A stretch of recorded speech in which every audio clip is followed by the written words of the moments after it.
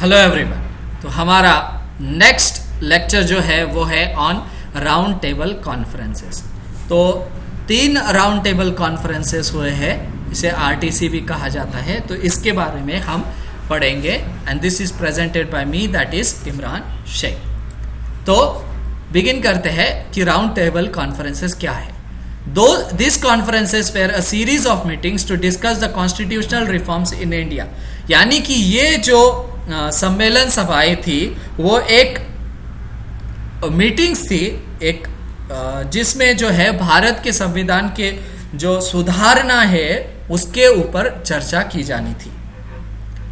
They were conducted as per the recommendations of Simon Commission। तो Simon commission के बारे में हमने पढ़ा है। तो साइमन कमीशन जब भारत आया था तो उसने जो है ये रिकमेंड किया था कि आप राउंड टेबल कॉन्फ्रेंसेस करिए, जिसमें सर्वदलीय को बुलाइए और उनसे जानिए कि क्या संवैधानिक सुधारणाएं की जानी चाहिए। तो उसका रिजल्ट जो है उनका सुझाव मानते हुए ये राउंड टेबल कॉन्फ्रेंसेस की गई थी।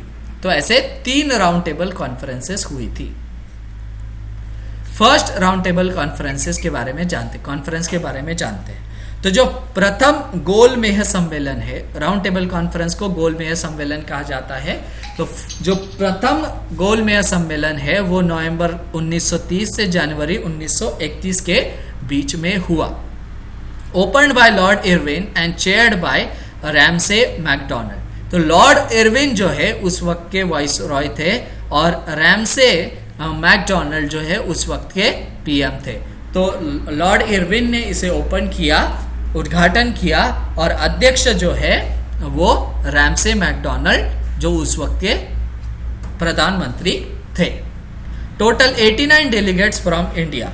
तो भारत से केवल कुल जो है 90 यानी कि 89 डेलीगेट्स गए थे England. Most Congress leaders absent being in jail and top business leaders as well.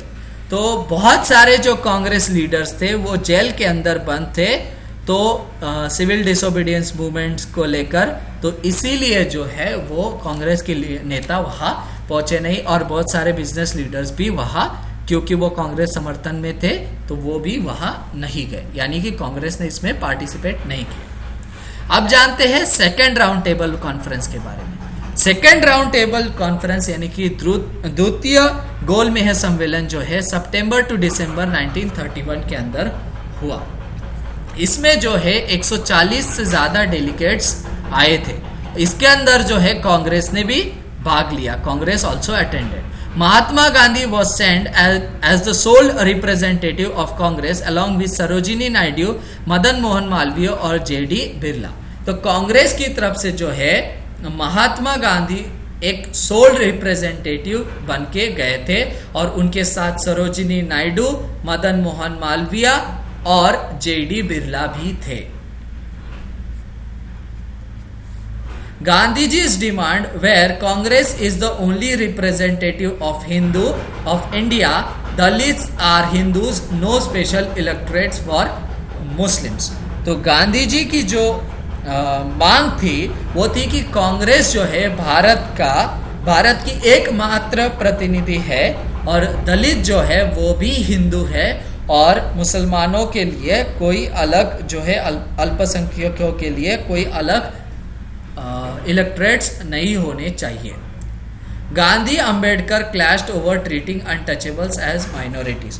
तो अंबेडकर का मानना यह था कि दलित जो है इन्हें अनटचेबल्स जो है इन्हें माइनॉरिटी में गिना जाए, और गांधी जी का ये मानना था कि उन्हें जो है हिंदू में गिना जाए, और इसी वजह से जो यहाँ क्लैशेस हुए, और इसकी वजह से जो है सेकेंड राउंड टेबल कॉन्फ्रेंस भी फेल रहा। अब देखते हैं कि थर्ड राउंड टेबल कॉन्फ्रेंस क्या था। तो तृतीय गोलमेज सम्मेलन ये जो है नवंबर दिसंबर 1932 के बीच में हुआ। ओनली 45 डेलीगेट्स अटेंडेड, केवल 45 डेलीगेट्स ने इस पर शिरकत की। कांग्रेस डिड नॉट, कांग्रेस ने इसमें पार्टिसिपेट नहीं किया। All the proposals were now collected together in GOI act 1935। तो सभी प्रस्ताव जो थे अब वो इकट्ठा करके गवर्नमेंट ऑफ इंडिया एक्ट 1935 के अंदर डाल दिए गए। तो ये थे 3 राउंड टेबल कॉन्फ्रेंसेस जो कि फेल हुए, और उसके बाद जो है गवर्नमेंट ऑफ इंडिया एक्ट 1935 आया जो कि काफी सफल था। तो ये था राउंड टेबल कॉन्फ्रेंसेस के ऊपर एक शॉर्ट नोट। होप आपको ये लेक्चर पसंद आया होगा। अगर आपको ये लेक्चर पसंद आया है तो आप इस चैनल को यानी कि सिंपल कॉन्सेप्ट्स को सब्सक्राइब करें। हमने 1000 से भी ज़्यादा वीडियोस इस पे अपलोड किए हैं, और आप नीचे कमेंट सेक्शन में कमेंट भी कर सकते हैं कि आपको और कौन से टॉपिक पे वीडियो बनवाना चाहते हैं। वो वीडियोस आपको जल्द से जल्द अवेलेबल हो जाएंगे। तो thank you for watching, have a nice day.